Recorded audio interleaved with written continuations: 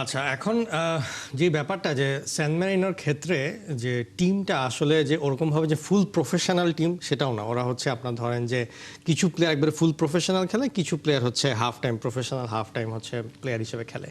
তো এখন এই টিমটার যে গঠনটা, এই গঠনটা এমন একটা পর্যায়ে আছে যে তারা কিন্তু আবার এখন রিসেন্ট টাইমসে বেশ কিছু ভালো ম্যাচ খেলছে, বেশ কিছু ভালো ম্যাচের ভালো রেজাল্ট নিয়ে এসছে, কিন্তু সেগুলোও অনেকগুলো হাই র্যাঙ্কিং টিমের সাথে হওয়ার কারণে তাদের র্যাঙ্কিং কিন্তু পিছনে ছিল।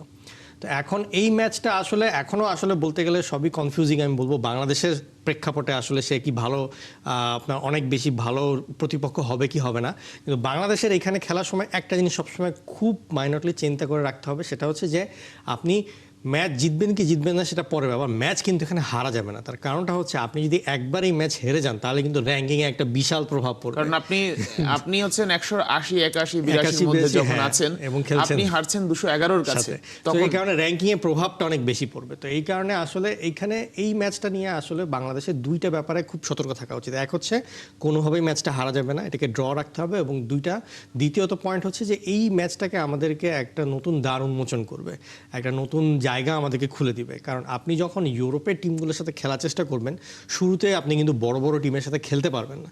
তো সেই ক্ষেত্রে এই যে স্যান মেরিনো, এই যে লাটভিয়া বলেন বা লুক্সেমবার্গ বা এরকম ছোটো ছোটো টিমের সাথে যখন আপনি খেলা শুরু করবেন, তখন ইউরোপের বড় বড় টিমগুলো আস্তে আস্তে তাদের আন্ডার-23 টিমের সাথে আপনি সান মারিনো দিয়ে ইউরোপের দরজায় ঢুকলেন। হ্যাঁ, এইটাই আমি বলতে চাচ্ছিলাম যে স্যান মেরিনো দিয়ে আপনি ইউরোপের দরজায় ঢুকলেন, ইউরোপের সবার নজরে আসলেন যে আপনি একটা ইউরোপের টিমের সাথে খেলছেন, যেটা কিনা সাউথ এশিয়ার টিমরা খুব কম খেলে থাকে।